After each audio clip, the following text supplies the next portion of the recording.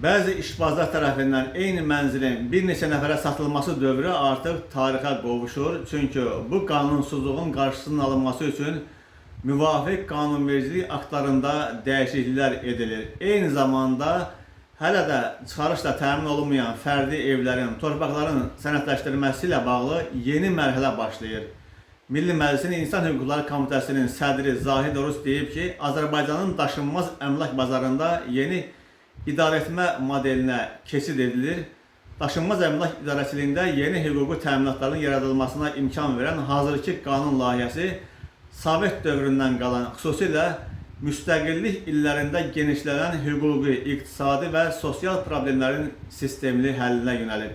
Layihəni zəruri edən bir neçə səbəb var. Birincisi, müxtəlif dövrlərdə bələdiyyə və ya icra hakimiyyəti orqanlarının qərarları əsasında verilən, lakin sonradan dövlət qeydiyyatına tam daxil edilməyən torpaq və daşınmaz əmlak münasibətlərinin mövcudluğudur. Tikinti sektorunda hüquqi boşluqlardan sui-istifadə halları, xüsusilə eyni mənzilin bir neçə şəxsə satılması faktları hələ də davam edir. Ona görə də Azərbaycanın sürətlə inkişaf edən daşınmaz əmlak bazarı artıq yeni idarəetmə modelinə ehtiyac duyur deyə Zahid Oruz Milli Məclisdə çıxışında bildirib. O hesab edir ki, daşınmaz əmlak sahəsində hazırlanan yeni qanunvericilik dəyişiklikləri mənzillərin təkrar satışının qarşısını alacaq, dövlət qeydiyyatını sürətləndirəcək və uzun illərdir həllini gözləyən qeydiyyatçız əmlak probleminin aradan qaldırılması üçün hüquqi zəmin yaradacaq. Komitə sədri qeyd edib ki, layihənin əsas mühüm yeniliklərdən biri tikintisi başa çatmamış binalarda tətbiq ediləcək təminat qeydi mexanizmidir. Onun sözlərinə görə mənzil alan şəxs hüququnu binanın istismara verilməsini gözləmədən müqavilə bağlandığı andan dövlət reyestrində qeydiyyata aldıra biləcək. Hər bir mənzil üzrə yalnız bir təminat qeydi aparılacağından eyni mənzilin bir neçə şəxslə satılması artıq mümkün olmayacaq. Son illərdə 20-dən çox tikinti şirkətinin rəhbərinin cinayət məsuliyyətinə cəlb edilməsi və 5250 vətəndaşın zərər çəkmiş kimi tanınması belə dəyişikliklərin zəruriliyini göstərir. Yeni mexanizm vətəndaşların hüquqlarını qorumaqla yanaşı, tikinti sektoruna ictimai etimadı da artıracaq deyə Zahid Oruz belə hesab edir. Deputat qeyd edib ki, qanun layihəsi daşınmaz əmlak üzərində hüquqların dövlət qeydiyyatı müddətini də 10 iş günündən 1 iş gününə endirir.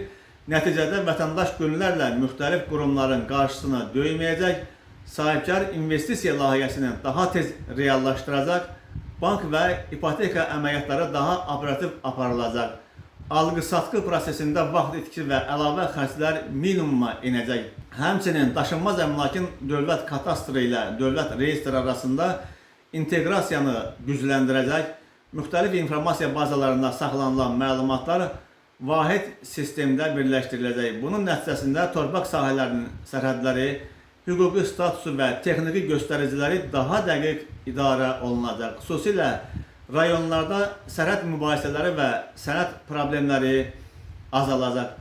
Zahid Oruz əlavə edib ki, qanun layihəsi uzun illər bələdiyyə qərarları ilə verilmiş, lakin dövlət qeydiyyatına alınmamış ev, mənzil və torpaq sahələrinin hüquqi status qazanmasına da şərait yaradacaq. Onun fikrincə, bu dəyişikliklər ölkədə qeydiyyatçız daşınmaz əmlak probleminin birdəfəlik həlli üçün mühüm hüquqi baza formalaşdıracaq.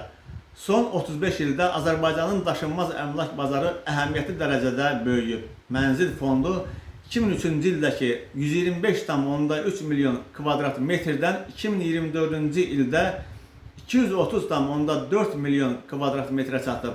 Adam başına düşən yaşayış sahəsi isə 17,6 kvadrat metrdən 22,6 kvadrat metrə yüksəlib. Bu inkişaf yeni və müasir idarəetmə modelinin tətbiqini zəruri edir deyə Zahid Oruz qeyd edib.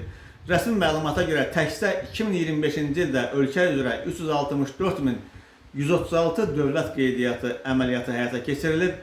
Hər gün orta hesabla 1000-dən çox daşınmaz əmlak əməliyyatı dövlət qeydiyyatından keçir. Zahid Oruz hesab edir ki, qanun layihəsi kağız sənəd dövriyyəsindən rəqəmsal sistemə keçidi sürətləndirəcək, mülkiyyət hüquqlarının müdafiəsini gücləndirəcək və daşınmaz əmlak bazarında daha şəffaf və etibarlı mühit formalaşdıracaq.